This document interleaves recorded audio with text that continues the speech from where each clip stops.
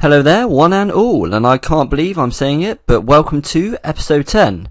So, here are a list of the goals. As always, if you feel like pausing and taking a look at them, please do. I have taken out some of the ones that are no longer relevant and chopped and changed them. I've also made things a little bit clearer because they were a little bit hard to see. I hope you appreciate that.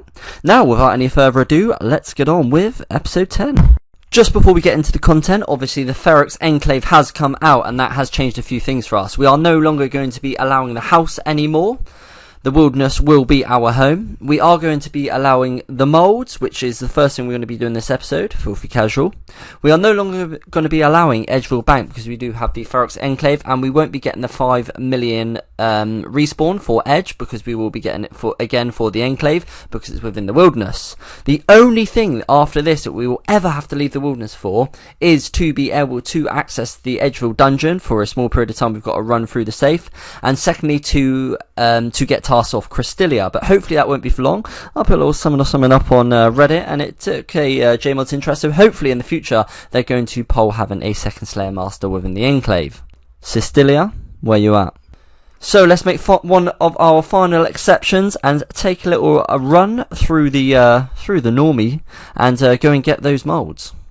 Such humiliation will bring annihilation at last. Oh no, you did! It will be delicious when I get vicious tomorrow. Oh no, you did! There's no second chances, you will do the dance of sorrow. Oh no, you did! Oh no, you didn't! Oh no, you didn't! Oh no, you didn't! Oh no, you didn't! Well, thank God that's over. I absolutely do not like leaving the wilderness, but at times need must. So now that's done, we barely have to leave the wilderness at all, so I'm quite happy with that.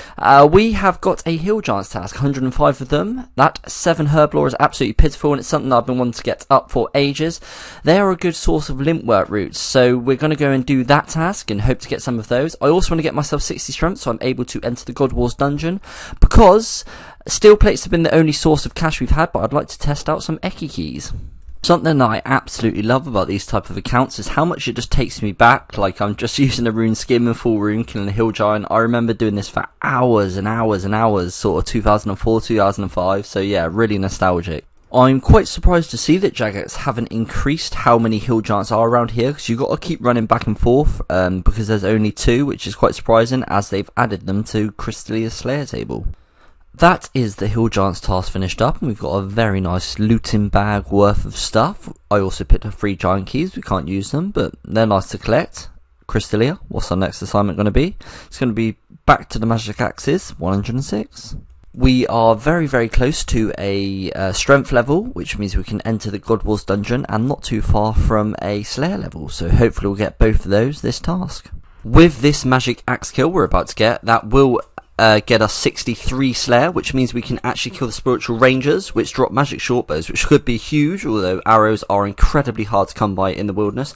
We also did get ourselves 60 strength, which pairs hand in hand with it, because it now means we can actually enter the God Wars dungeon, which also means we can try some Eki keys for cash. On this account, one of the biggest struggles has been recharging run, recharging prayer, recharging hit points, so this is just like, I'm never going to get tired of this, just like, look, boom, done, that's great.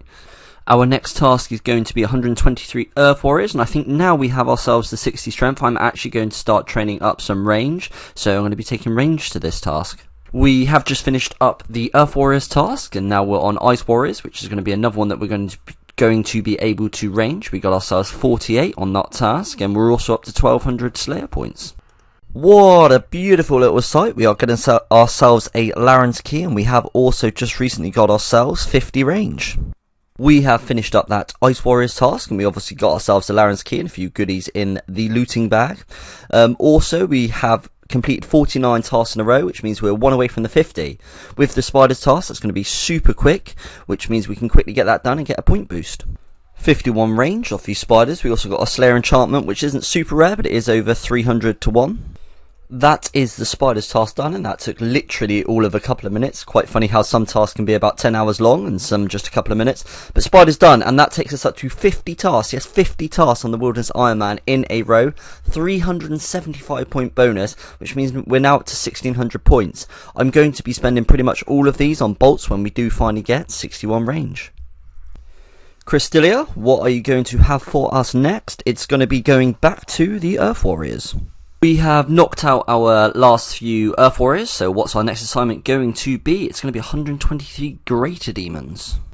Before we go and do that Greater Demons task, I'm really curious to try out the God Wars dungeon for Eki Key, so I might go do a little hours test now, just to see how much we make. I'll do probably more testing in the future, but see what we can make in an hour. So we finally have access to the wilderness portion of the God's Wars dungeon, which is really nice. For those of you who don't know what ecumenical keys are, they are to get yourself into the boss rooms, but I'm using them to alch. Every time I alch a key, I get 60k. They are a 1 in 60 drop rate from any of the God Wars dungeons. I'm just going to be killing the imps because they're really low level, easy to kill, hopping worlds, rinse and repeat in, hopefully making some cash. Ah, a little blue wizard hat from an imp. I don't mind if I diddly do take that one, thank you very much. A little bit of mage bonus. Just about 15 minutes into this hour test, we get our first one. Okay, so obviously I got just stupidly unlucky in this hour and I made 61.5k. I got a single key, just the one. However, I just find it quite stressful. There's lots of people about. I keep running into the wrong spots. Yeah, I find steel plates way. Oh, oh, the hour's actually ended. But okay, we'll get that one as well, obviously. But yeah, it's far more stressful than steel plates for me. So I'm probably going to be sticking with the steel plates for the bulk of my 5 million for the respawn.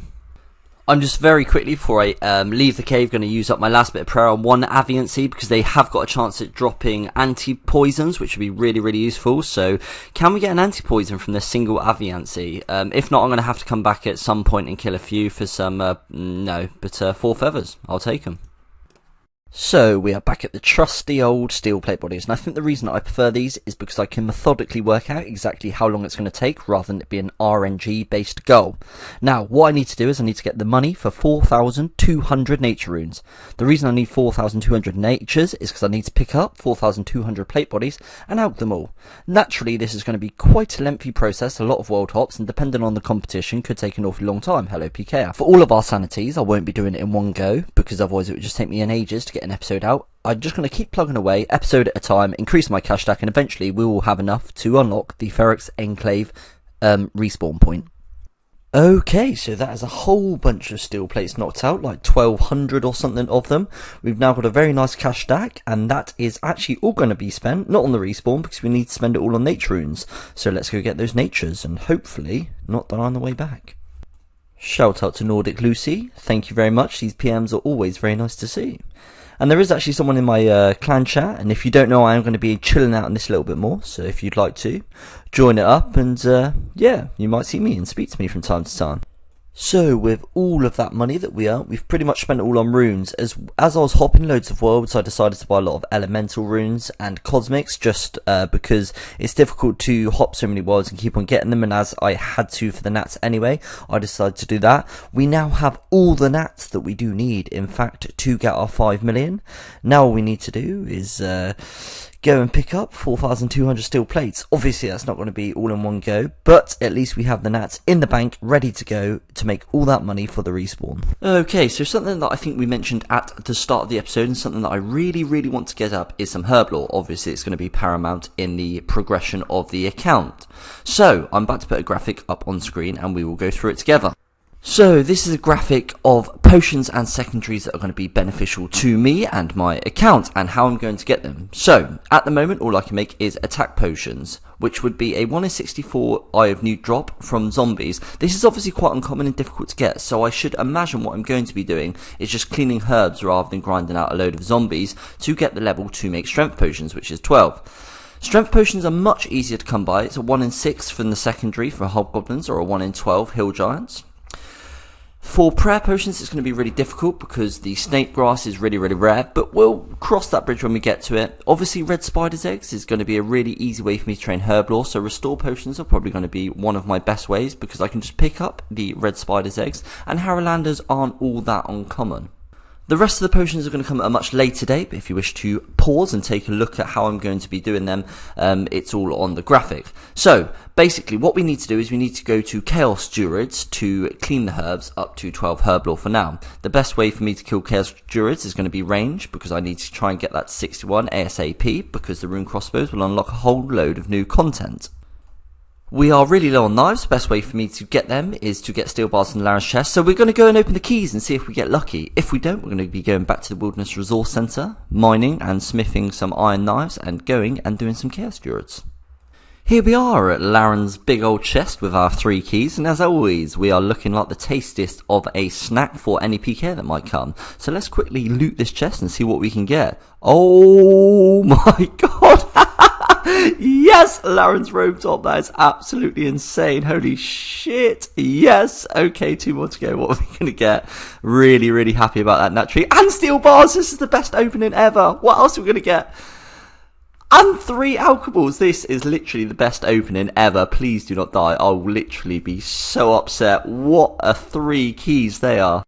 We have brought all our items home to the Enclave. This is obviously just a beautiful area, and there are some beautiful items. Obviously, I'm absolutely chuffed to pieces. Literally 3 of the best keys I could have got. If the rune plate legs were subbed out for some food, it would have literally been the best. But I am absolutely 100% not complaining. Our magic bonus is actually up to plus 55 on a wilderness-only Ironman, which is just absolutely insane. This gives a plus 25 bonus, which is absolutely huge. We are coming towards the tail end of the episode, but please do stick around to review our goals and hear our last few bits of information. So if you'd like to direct your eyes towards the hard column, you'll find that we've got our first screen, which is obviously the Dagon High robe top. Looking at the easy column, we need that 12 Herblore. We have explained a lot about how we're going to be doing the Herblore, and we'll almost certainly get that in the next episode. If we do that, we might as well tick off the easy column and get ourselves a Chaos Fanatic kill. I am going away for a few days, camping with the lads, but naturally I will try and get the next episode out ASAP as soon as I can once I'm back. I do like to play this account real time, so you guys are up to date when I am, and you get to explore all the updates like the Enclave with me. On the back of that, some episodes may be slightly quicker than others, but, you know, you guys, thank you very much for being patient. If you did enjoy the video, I absolutely had a lot of fun making it. Please do like, subscribe, comment, all that sort of good stuff. It does help me be found, and it helps me push these videos out slightly quicker. Join the CC, you know, all the bloody good stuff, boys. Until next time, thank you very much if you made it this far for watching. Goodbye.